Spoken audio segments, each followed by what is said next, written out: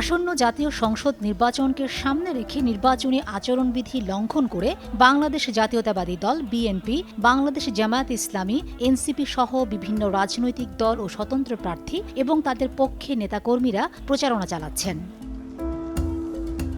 বর্তমানে সারা দেশে নির্বাচনী আচরণবিধি ভঙ্গের দায়ে ব্যবস্থা নেওয়া শুরু হয়েছে।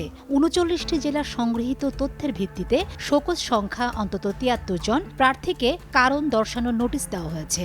এর মধ্যে রয়েছে বিএনপি ৩৫, জামায়াত ১৮, এনসিপি ৪, ইসলামী আন্দোলন ৩ এবং অন্যান্য ও স্বতন্ত্র ১৩। বেশিরভাগ ক্ষেত্রেই প্রার্থীদের সতর্ক করা হয়েছে এবং ৪৪টি অভিযোগ এরই মধ্যে নিষ্পত্তি হয়েছে। ত্রয়োদশ জাতীয় সংসদ নির্বাচনে ভোট গ্রহণ করা হবে ১২ জানুয়ারি। প্রচার শুরু হবে ২২ জানুয়ারি। কিন্তু এর আগেই বিধি ভঙ্গ করে সারা দেশে ভোটের প্রচারে নেমে পড়েছেন অনেক প্রার্থী। নির্বাচনী এলাকার পাশাপাশি প্রচার চালানো হচ্ছে অনলাইন মাধ্যমেও।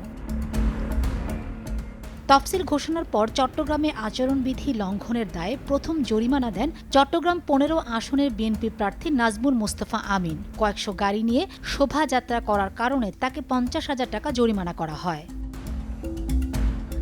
এছাড়া নির্বাচনী আচরণবিধি লঙ্ঘনের দায়ে মাদারীপুর, নারায়ণগঞ্জ, পঞ্চগড়, লালমনিরহাট, ঝিনাইদহ ও ফেনীতে ভ্রাম্যমাণ আদালতের অভিযানে বিভিন্ন প্রার্থী ও তাদের কর্মীদের লক্ষাধিক টাকা জরিমানা করা হয়েছে।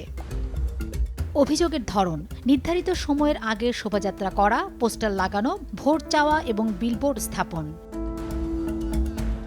আচরণবিধি প্রয়োগ নিয়ে বিভিন্ন দলের নেতাদের মধ্যে দেখা গেছে মিশ্র প্রতিক্রিয়া। এনসিপি দলটির নেতারা শোকজ দেয়াকে নিয়ম বহির্ভূত বলছেন এবং অন্যান্য বড় দলের প্রচারণার উদাহরণ টেনে বৈষম্যের অভিযোগ তুলছেন। রাজনৈতিকভাবে এবং সামাজিকভাবে অন্যান্য দলগুলোর এই বিষয়গুলো নিয়ে যখন আমরা কথা বলি, ইসির স্বচ্ছতা জবাবদিহিতা নিয়ে যখন আমরা কথা বলি, একই সাথে আমরা এটাও নিশ্চিত করতে চাই যে শুধু বিরোধিতা কিংবা অন্যেরটা চোখে আঙুল দিয়ে দেখে দেয়া নয়, আমরা নিজেদের স্বচ্ছতা এবং জবাবদিহিতাটাও প্রমাণ করব একই সাথে।